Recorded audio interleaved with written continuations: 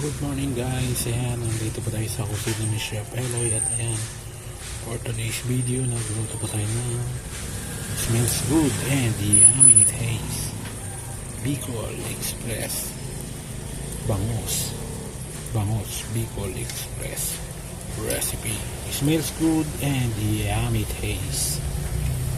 Napakasarap mga kasangkap nito ating Bicol Express na bangos.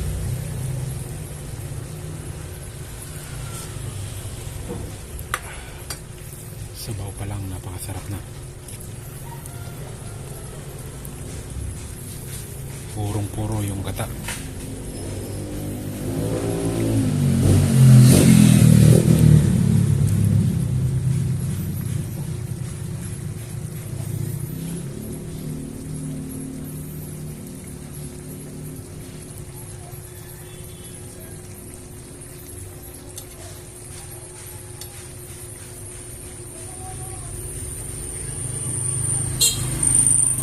Sarap mga kasangkap.